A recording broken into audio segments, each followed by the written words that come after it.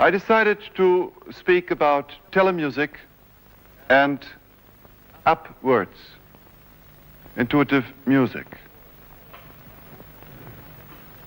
Both works are so-called electronic music. The first one, telemusic, is music which exists only on tape and can only be heard through means of the reproduction of a tape recorder and loudspeakers. The second one is so-called live electronic music. It is played by musicians who use instruments of all sorts, traditional instruments and new instruments which are purely electronic, and also the traditional instruments are transformed by electronic means, modulators, filters, etc. Telemusic. Tele means far. Telescope, telepathy, television, telemusic.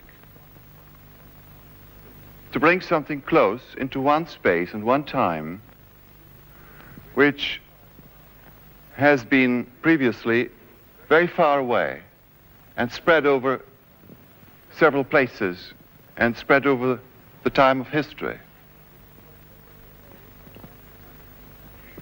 This work has been composed in 1966 in Japan. I was commissioned to compose a work for the Japanese radio and to work in NHK, Nippon Hosokyōkai, the Japanese radio station. They have a studio for electronic music. A few words about the works that I composed before. Telemusic. Being a child of the spiritual situation after the last war in Europe, I was deeply influenced by the so-called abstract art. The most profound impressions on us in the early 50s were Malovich's white paintings or Alber's paintings or the purely monochrome paintings, and were musical compositions like Anton von Webern, in which for the first time silence was structured as precisely as sound.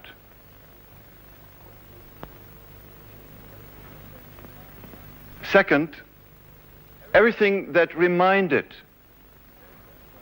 the listener, the composer as well as those who participate in a musical event, reminded to something that exists in the daily life, in the environment, was refused. No melody, no harmony, no rhythm that would remind someone at something that one knew beforehand. No elements of a recognizable style. It was a time of purification, to get rid of everything that was associative and everything that could be named, and by that everything that could be expressed in words, that could be verbalized. Words like non-figurative art were used, not only abstract to get away from the object, but also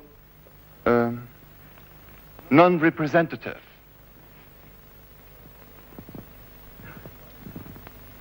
We were also naturally influenced by philosophers who had thought about existentialism, the nothing, in a European way. And one by one we became interested in the nothing of Eastern thinkers. Until Telemusic, I have tried to refuse to let anything come into my music that would be identifiable as, let's say, elements of music written during the tradition of European music, or folklore elements that would sound like music of any culture of this globe.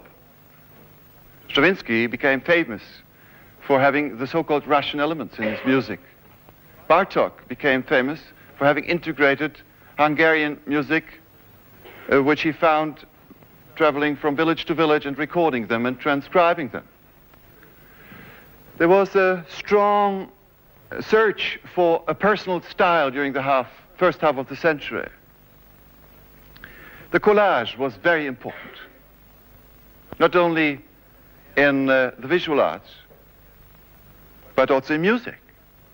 We have composers like Varese, who, until the end of his life, was speaking of compositions in which he would represent the sound environment of New York. Integrate all the sounds. We have Stravinsky, who would always try to integrate historical objects, musical objects, music of certain composers of the 19th century, 18th century. The whole neoclassicism tried to integrate traditional items. The collage being the concept of integrating all the contradictory elements and see what happens.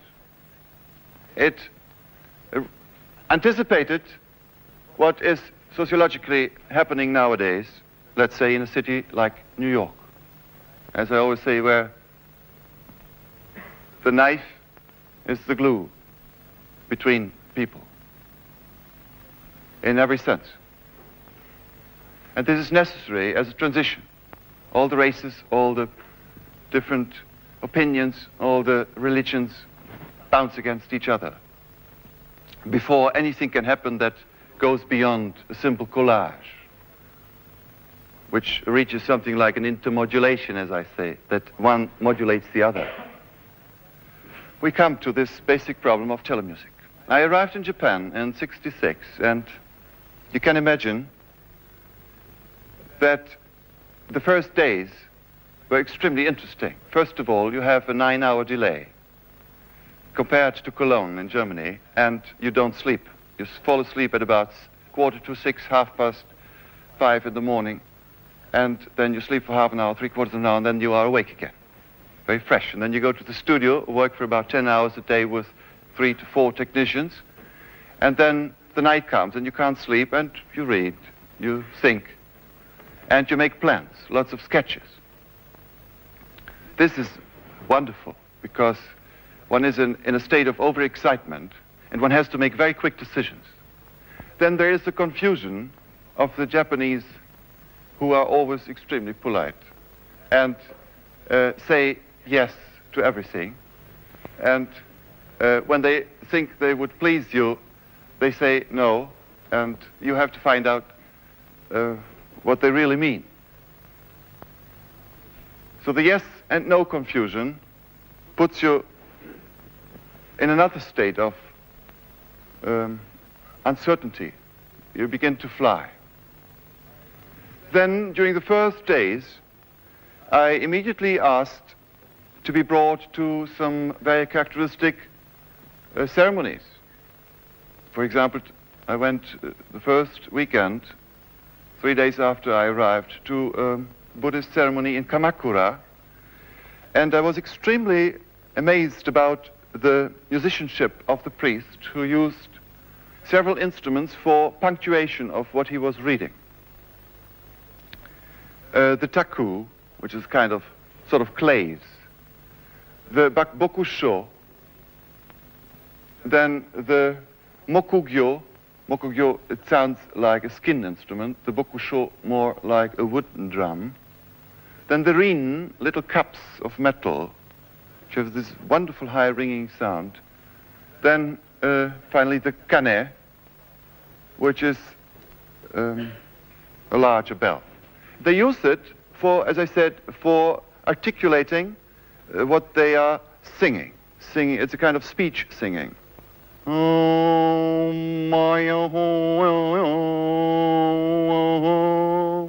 Bing.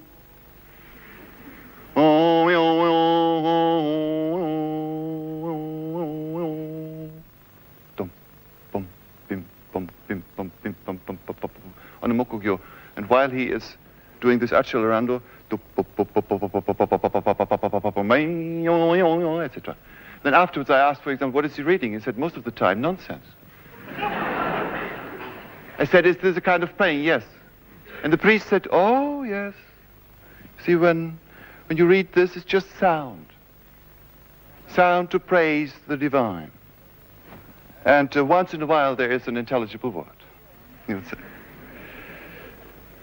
There you are. I immediately said to Wenami, who was the head of the studio, about my age, I want recordings of all these instruments. Okay. So he went next day with a car and recorded these instruments. Something began to happen with me that I was first very much afraid of, and that is the following. The European history has shown once in a while so-called diaries of composers, as it shows diaries of writers, sometimes diaries of painters. Let's say a lot of paintings of clay couldn't be really seen with the right eye without knowing what Tunis is alike. He writes a lot about his Tunisian vacations. Or we have composers like Schrenek, who writes songs, music as a so-called Austrian diary. What happened is the change was so great in my life to come to Japan that I felt that a provincial had really come into the great world.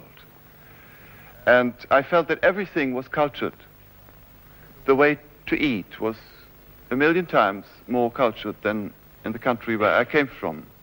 The way to dress, how to dress, the way how to receive someone, the way how to say goodbye to someone, the way how to make love, the way how to sleep, how to make the bed, especially the way you want it every night, the way how to take a bath. Everything is art.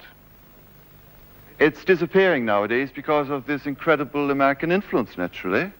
Like in Europe, they become satellites, and they behave like satellites for a while, but they are strongly fighting this influence, naturally. Like, definitely, many people might have been fighting the Romans at a certain time of history.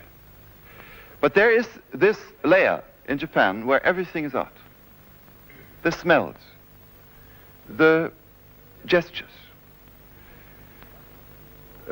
Sunday of the first week, I went to a No theater, Kansekaikan, a very important No school in Tokyo. There are several. And I saw Hashi Benke.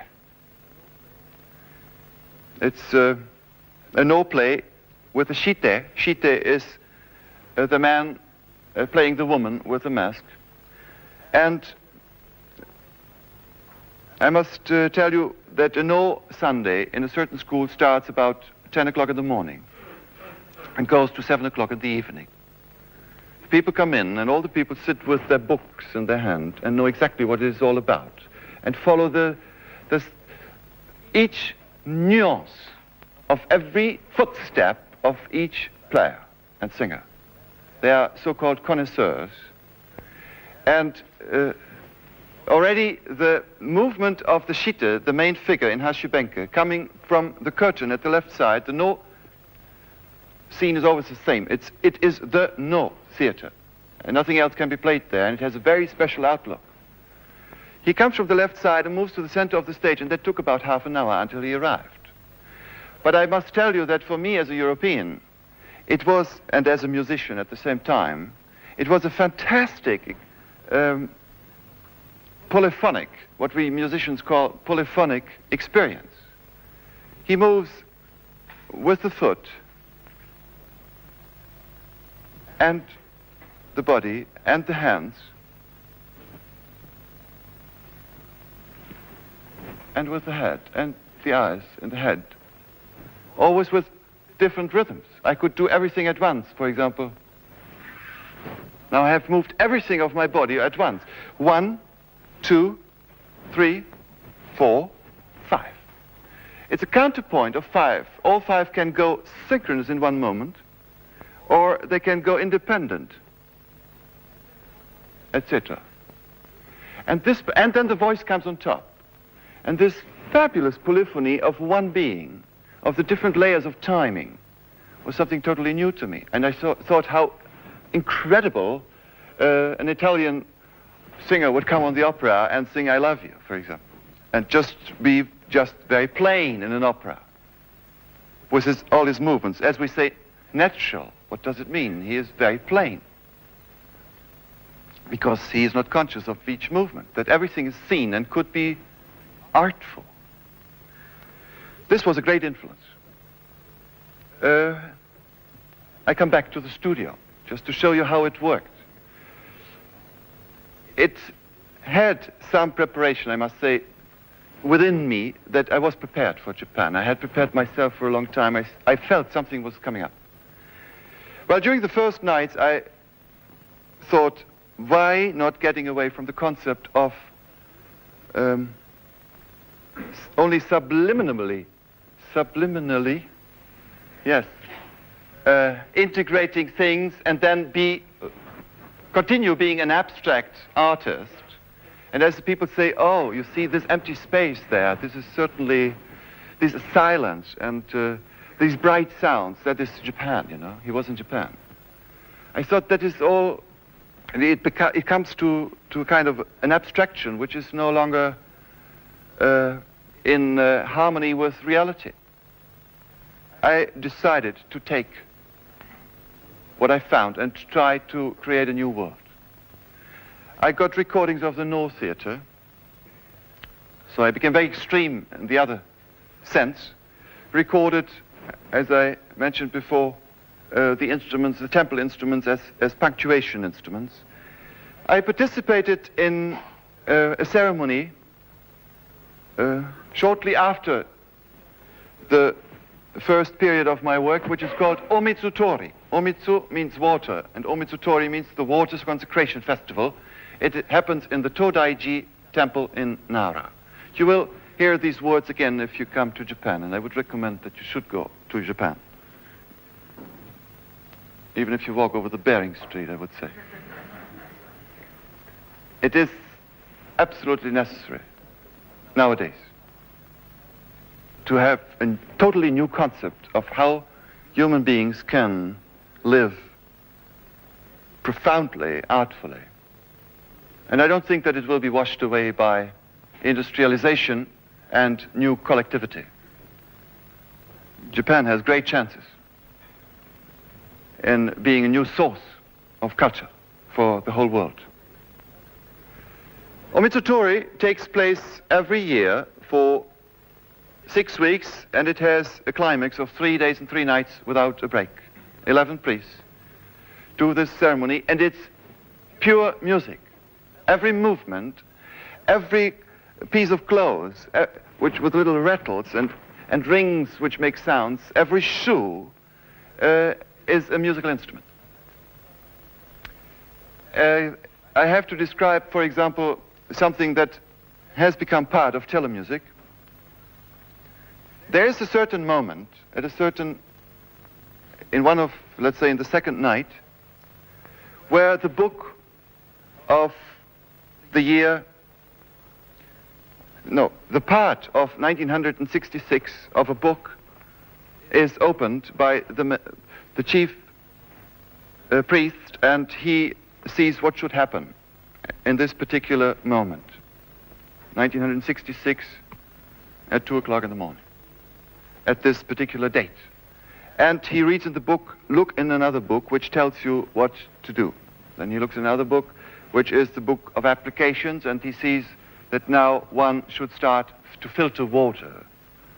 And then he gives the order to filter the water. Then he starts filtering water under the altar. And then briefly later, he would give the information to start to burn what we call since I was told we call, the geisha clock. The geisha clock. It goes always a quarter of an hour fast. If you have 1 hour, you get only 3/4 of an hour. And the geisha clock is the following. It is a piece of wood, square like this, and there is sand, and then you get horseshoe nails. A certain number, which is looked up in the book. Let's say you get 7 horseshoe nails. And then he tells you from a design of that particular year that where the horseshoe nails should be put into the sand. So he gets the information. He starts putting horseshoe nails, tack, tack, tick, tack, tack, tick, tock, tock, tick, tack, tack, tack, etc. 1, 2, 3, 4, 5, 6, 7. I need more. 9, 8, 9, 10, 11. Just to make a kind of a pattern. Then he opens a little box with powder and puts powder along this line of the horseshoe nails. And at a certain moment, then he starts burning the beginning, and a beautiful smell begins to fill the room. And you see that very slowly the fire is proceeding. It's not, how do you say, not a fire, it's glimmering. And then when it reaches the next nail, then a new action must be done. Then they see what happens at the first nail, what happens at the second nail, what happens at the third nail, etc. And let's say the 5th nail now would be the what I call the running moment. Then the first one puts on heavy shoes. They're all sitting, let's say, and murmuring prayers. And the first one puts on heavy shoes, like shoe sandals with, that's thick. You say soles of the shoes, and then you start block, dock, on the wooden floor. Around the altar in a square. The square is about 6 yards. In the middle is the square altar with all the rice cakes on top and the oil lights, etc. And I was outside and could pierce through holes in the walls. There was a gangway around about 1.5 yards wide, and then there was again a wooden wall at 3 sides, and behind this second wooden wall the women were allowed to listen only. They could come in from outside, but they can never go into the temple during these ceremonies. Only men were sitting at this side when this is the whole room of the temple, and there the altar.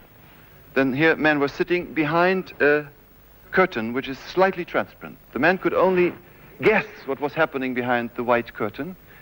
And every once in a while, one of those priests would come out without making the slightest, taking notice of the men who were sitting there half asleep in the night, just a few, and watching and hearing all the sounds.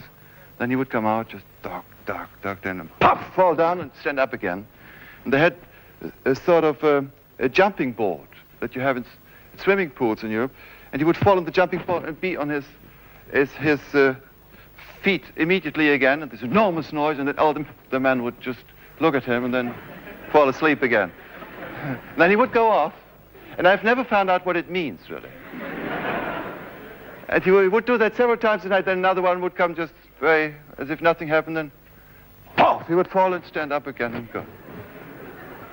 It had just that function to cut the time without any other meaning, to cut the time. So then the running moment started. He would run around the altar, clock, and then he had laurel leaves, and when he passed the south, he would make bang, and then the second one would come.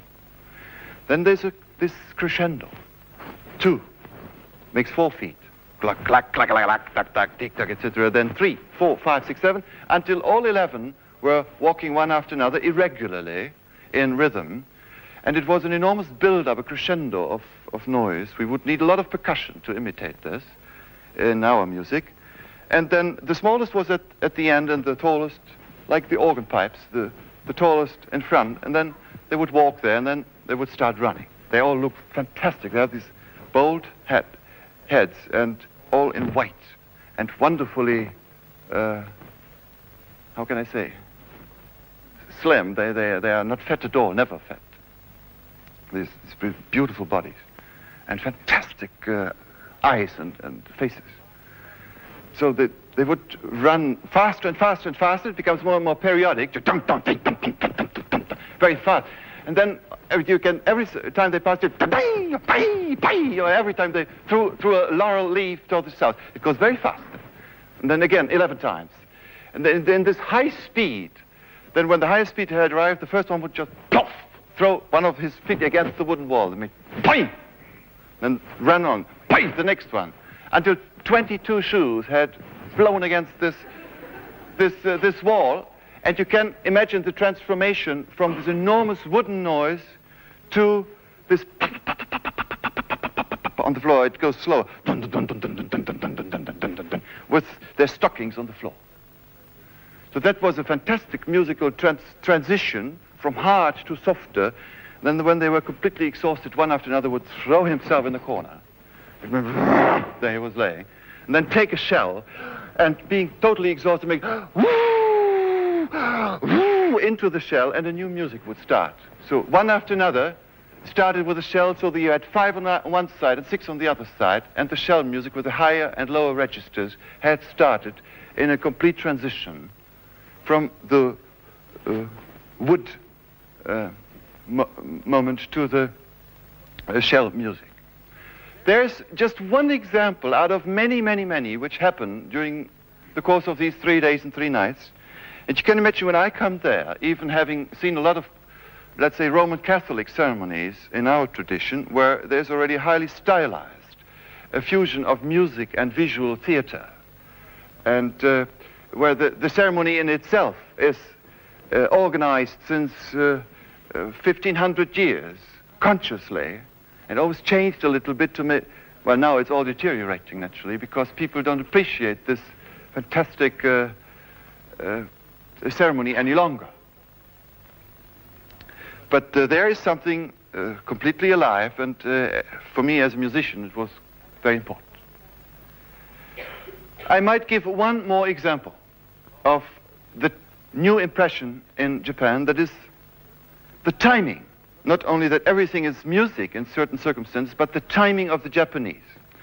I would say, after having been again for 6 months, 2 years ago at the World Fair in Japan, that the Japanese have, in musical terms, 2 octaves more towards the extremely fast and 2 octaves more towards the extremely slow, compared to the European. The European is, what timing is concerned, absolutely mediocre, which means he is somewhere in the middle in timing between his fastest and his slowest is a very narrow range compared to the extremely fast reactions that a Japanese might have in a certain moment, and to the extremely slow movements that he might have in another moment. And there's very little in the middle range compared to the European. Well, I give you one example. The sumo fight. I became a fan of sumo fights, though I had really stopped being interested in sports, in sports games since I was 18. I did a lot of sports myself, but then I was no longer interested in this field. I became a musician, and that was my sport then. But there is the sumo fight, and everybody thinks it is a very physical affair. You see these enormous monsters. Do you know sumo fight? In Japan, they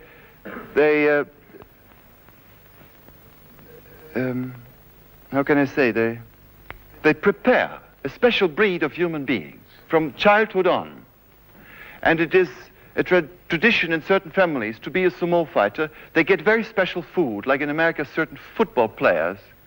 They are nourished by their mamas from their childhood on with special food to become very big and to become very strong and monsters in some way.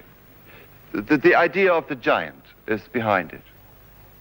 And in Japan as well. They are much taller than all Japan. There are special shops for their dresses, for their shoes, etc., because they can't wear what the other people are wearing. They are much too big and too tall.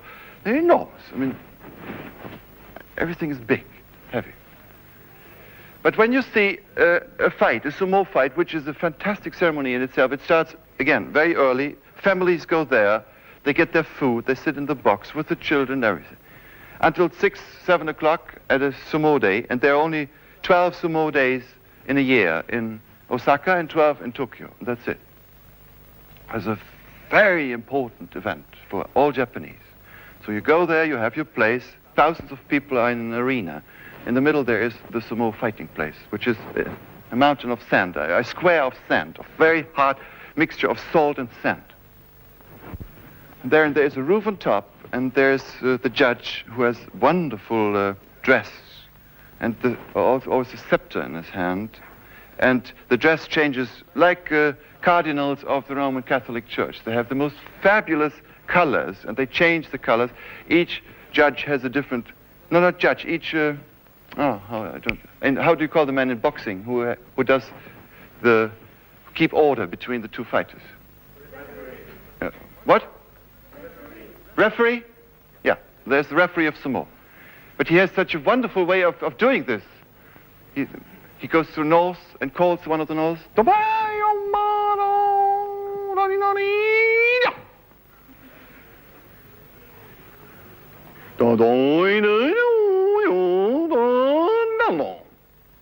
Then they come. They stand. Then they get some water in the mouth. They are naked. And they have only very little thing here. And start cleaning their mouth on the floor. And then get salt on their lips. They taste the salt. Get some more salt. Throw it on the floor. And look at the other one. Get some more salt. And then get in position. There's the judge.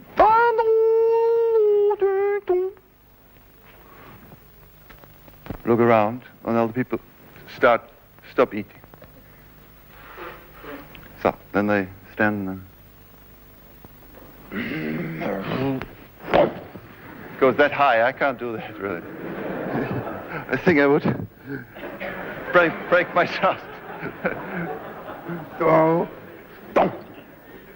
And then comes this fabulous spiritual event that they look into each other's eyes, and there are, I was told, 32 possible positions. And I didn't mean that. And they look into each other's eyes and try to find out which one he might choose. And it becomes a purely spiritual fight. And traditionally, there was no time limit to look into each other's eyes. And very often it happened that they would never fight. Because there was something wrong in the air. I mean, they were so bright. And then you see it becomes a purely spiritual affair. And they read each other's eyes and look. And then they look down again and look in his eyes again. And then they do this movement. Poof! Poof! Nothing. Salt. The other one, salt. And then next time. Boom, boom. That's it. This goes 3, 4, 5 times, and then comes the moment when it comes, and you look and think, oh, they are going on. They can't decide themselves. Well, they stand again. Then down, down. And then one of those monsters is laying, and one is standing. And it goes so quick that only extreme experts Sometimes they are with looking glasses in order to find out how he did it. Yeah, it's true. They have here, they get each other and they have to throw, one has to throw the other over the ring, which is a straw ring, over the circle. When he's out of the circle, he is finished. There you are, this extremely slow time where almost nothing happens. And everything is spiritual, and then this change, and everything has happened. There is that great tradition of the long, slow, waiting time at the moment of the action, which is like a flashlight. And then afterwards, when he lays there, and they go back, both of them, make the same movement, and then the referent comes and holds a mirror in front of the one who has won. And makes, and he says, thank you. And he reaches the water to the next one. East is fighting against West always. And then the next fight begins. And that goes on and on and on and on. Towards the end of every day, there is the climax of the greatest fighters. And everybody has to fight everybody in order to go up in rank. In tea ceremony, it's the same. In flower arrangement, it's the same. Like most girls in Europe learn to play piano in the average families. In Japan, every girl, still nowadays, learns how to arrange flowers. There are two schools, how to arrange 2 flowers and how to arrange 3 flowers. And there was the greatest revolution in Japanese history of flower arrangement, that there was a 3rd flower one day. And then the other one is tea ceremony. They have regular lessons, they make an exam in tea ceremony. And if you live in a Japanese family, a typical Japanese family, then the tea ceremony takes place once a day. And the woman is extremely proud. She always takes new lessons when she feels she is no longer very good. And she makes the tea, and usually during the time when she makes the tea, nothing is spoken. This is extremely important for the men and for the whole family. You sit in the tea house, and if you have no longer a tea house, even in an apartment house, you have the tea room with a tatami. You sit down, and the woman makes the tea. And I was, again, extremely surprised by the timing. It happened in Kamakura for the first time. A tea master did the tea ceremony for me, which means he sat next to me. I was the guest of honor. There was Professor Omiya, a musician from Kamakura, and then his best pupil who did the action, and he just had a little stick and would, if once or twice during the course of the ceremony, hit with a little stick on one of her fingers when she had made a wrong movement. That was all. Most of it was silent. And she came in through this typical door. You go in a little room where you can hardly go through the door. That has a tradition that you had to take off the sword. The sword never fitted through the door. It was the place of calmness, and it still is. You go in, there's just one visual thing, that's one poem, which is a roll hanging at the wall, and has been prepared for this particular guest. He has examined before who you are, how old you are, what you're doing, what you might be interested in, and then he chooses one roll for you, and for the particular time of the year. And there you are, you see it, you don't understand it, then he might explain a little bit what is written on that roll, and you make the right gestures that you really dig this wonderful attitude, and then he lets you into the tea room, and there you sit. You sit on your heels. The girl comes in, and the noise she makes, the first noise is, that's when she opens that paper door with the wooden frame, and she is in. Then you hear her feet on the floor make a noise, and the silk of her dress makes a second noise, and this is very carefully studied what kind of a noise it makes.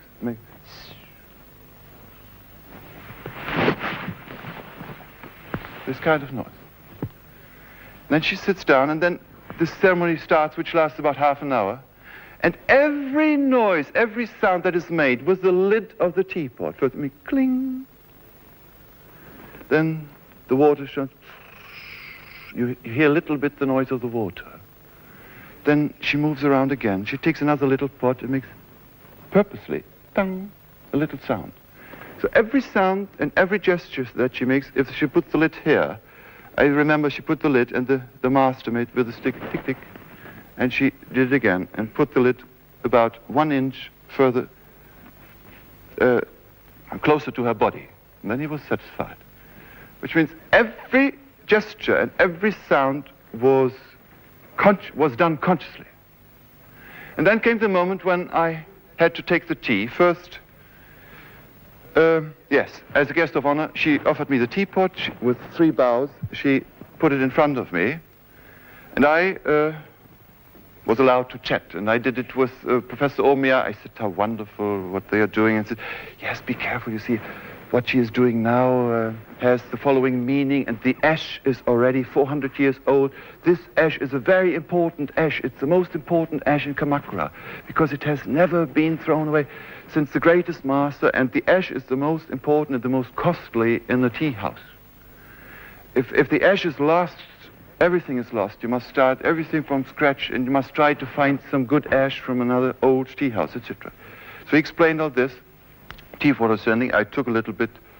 After a while I thought, really, how strange, this tea tastes so awful. Because it got cold and it's sour, and I don't know, this green sauce, I didn't know what to do with it. But I thought, well, perhaps my taste is so degenerated that I don't taste this tea any longer.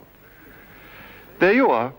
It was cleaned, the pot. Professor Omia got the same pot a little later and got the teapot, made a bow, held it at his lips, and then tuck, tuck, tuck, finished. And I thought, oh, how strange. He drinks it so quick. And then he started chatting about the pot, what a fantastic pot it was. It was the most beautiful pot in the whole house, etc. And much later, when we had left the place, he said, you know, may I say it, next time, you made a big mistake insofar as the tea doesn't taste very well if you drink it so slowly, you see. You must drink it very quick the moment it's rising in the water. Then you drink it, and then it has a beautiful taste. Aha, there I was. I had taken my time, and I had not studied the time of the tea. It has its own time. And I was not aware that though I had waited very long in preparing, and I had to wait very long until I got out of this place, that this very short moment, nevertheless, was the important moment, only it lasted extremely short. There you are, the extremely sharp change of the turn.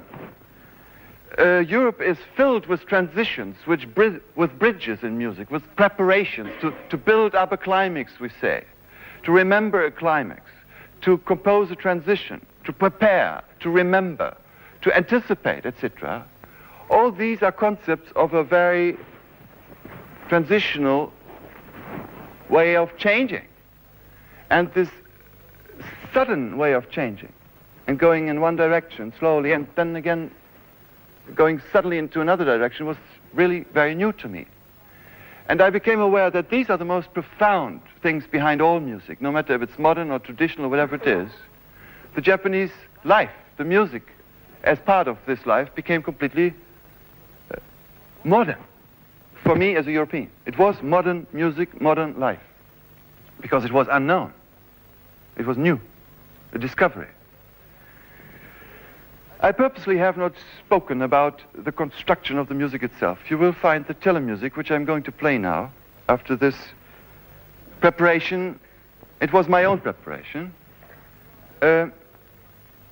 Tries to find a unity of all these different aspects. I have to add one more characteristic. It could have easily added now to a Japanese piece. A piece with Japanese flavor, and then it would have been a diary of Japan of Mr. Stockhausen. And I decided to go beyond this. After about 2-3 weeks, I said, get me music now, of all the great traditions. I was never really interested in folklore music, I must accept, until that moment.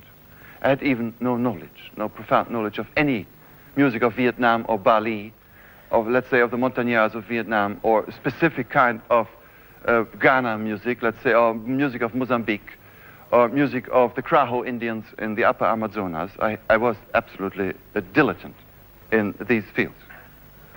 And what I did is I began to study thoroughly. I got all the tapes and spent nights and nights when the technicians had left listening to these tapes. I said, in particular, every morning I was reading the newspapers, an American paper which is, well, published in English, but it's called the Japan Times. And it gave me the reports that I could read as a European on the war in Vietnam, which was on the in its high time at that moment, and full of distortions that I could guess. And I thought, I want to know if these people are really as cruel as they are described. At that time, you saw all the pictures where panzers were dragging bodies behind and going with high speed, lots of bodies. There was a big picture, I remember one morning. I was deeply impressed going to the studio by this picture. And I said, get me music of the Vietnamese. What are they? Are they really all dogs? And I heard the music, and you have no idea. Please, if you don't know it, get immediately the records. They are now UNESCO records. And in particular, there are two records, French records, music of Vietnam. That's all. It's very primitively made, very short excerpts of different rituals, but it is already something. And you hear the most pure, the most wonderful, naive music of gongs, of whistles, of initiation rites of 12, 13-year-old girl choirs, etc. The most fabulous music that sometimes occurs now in Europe as so-called modern music.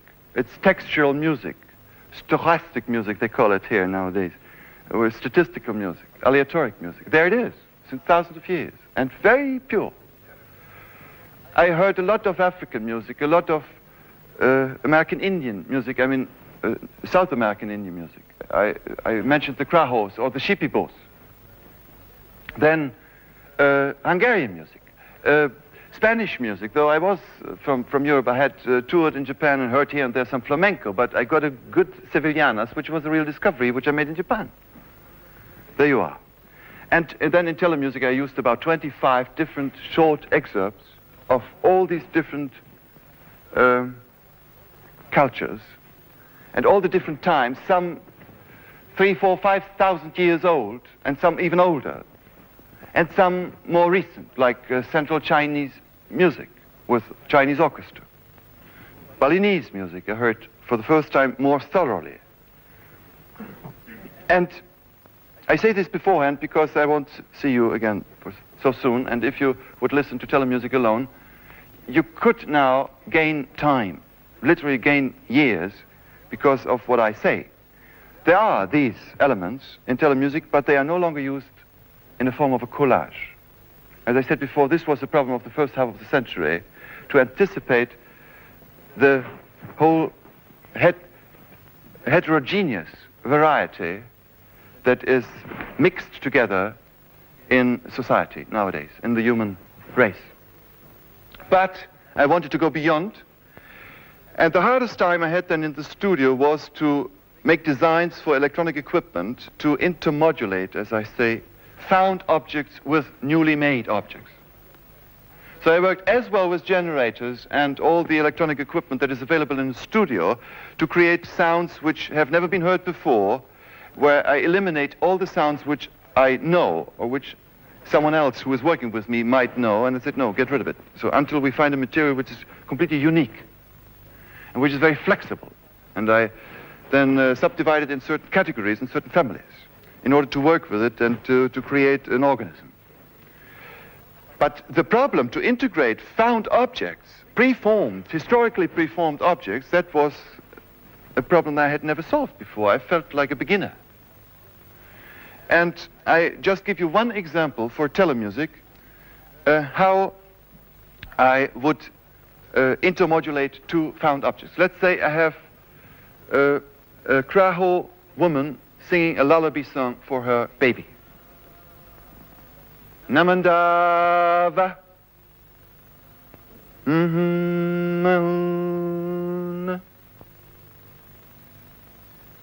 Namandava. So simple. And I want to have just that simple line with the accents and the continuous sounds. And take only that, neither the or the naman, not the timbre, but just the line, and modulate with this Spanish Sevillanas. It's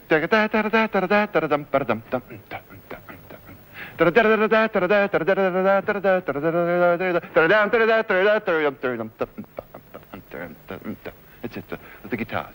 And they would use that rhythm, only the rhythm. Forget about the melody, forget about the harmony, forget about the guitar sound, and modulate the woman, Namandava, melody with this rhythm.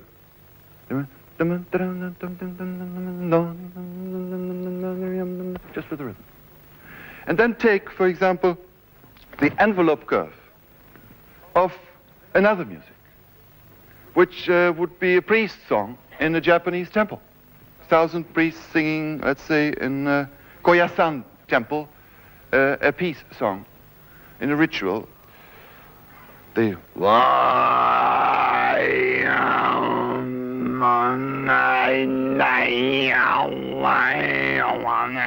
etc. This enormous curve of dynamic curve, and I would superimpose it. But how can one do it? That's not simple. You cannot simply take one tape recorder, another one, a third one, and play it together. That doesn't lead to anything. That's just 1 + 2 + 3. It's additional process. I just make you a little design, which shows you how this works. Let's say you have here a recorded music, a tape recorder, and you have an output. And you put it now into what is called a so-called ring modulator. It is the symbol for an electronic ring modulator. It says that you have 2 inputs and 1 output. And the 2 inputs are suppressed in the ring modulator, and you get only the sum and the difference of what you are putting in as an output. The sum and the difference of the frequencies. Now, if I have, for example, 5 beats per second, I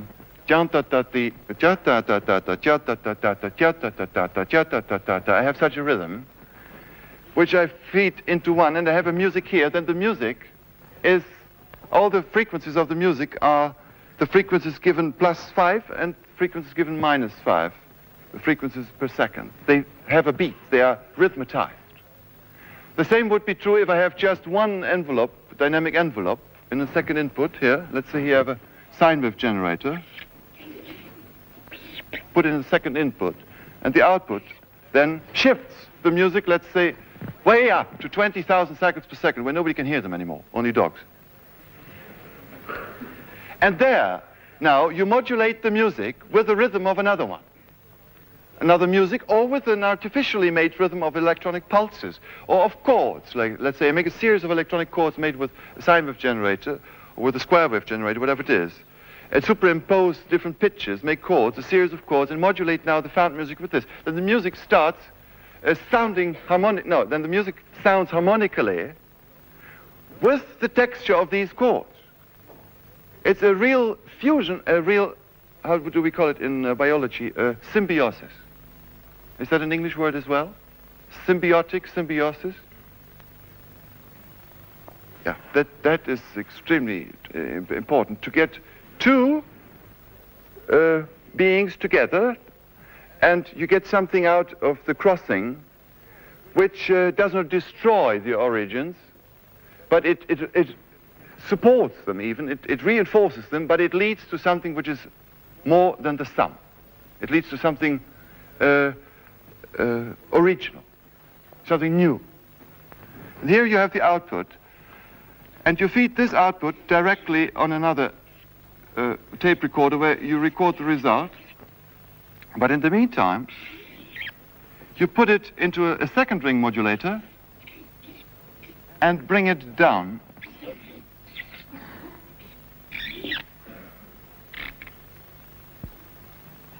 So here we mix. Bring it down into the original region. So I bring it up with the ring modulator, modulate it up there, and bring it down, if I would bring it exactly with the same frequency in both generators down, then it sounds as it sounded before. But if I have a slight difference between these two generators, let's say of 1 cycle per second, this would have been 20,000 and this would have been 20,001, then the music which comes out has a beat of 1 cycle per second. If it is 20,030 and here 20,000, then all the frequencies have plus 30 cycles per second and minus 30 cycles per second, and the original frequencies are suppressed here in the outputs. That is important. I could even mix then a little bit of the original music into this final mixing, into the final mixture. And this allows me now, I have called this the Gagaku circuit since that time, because I did it for the first time with Gagaku music. And it's all described in the score of Telemusic, which specialists among you might study. They are completely new circuits which I have discovered, and they built me these multiple modulators in order to intermodulate found objects with newly made objects, or one found object with another object, taking the rhythm here and modulate it with the melody of another, with the harmonic structure of another. So the so-called parameters or characteristics, the most characteristic features of one element is combined with the most characteristic of another element. They are intermodulated. They modulate each other and lead to complete new specimens, to new musical phenomena. And this is the whole process, and it is really in its status nascendi. We are just beginning to discover complete new processes of intermodulation. And I think that is where everything is going to, not only music. This discovery of the innermost laws of Genesis, in order to be able to create the most unbelievable results out of things that are found, that are given in our life, or that are artificially made. This has naturally its dangers, as you certainly can imagine. Genetically speaking, if one would apply this to biology or to the to the production of new beings, then the big question will come about very soon: what is a man, and what is an android? We will face that question very soon. So now I play Telemusic, and I will switch off the lights.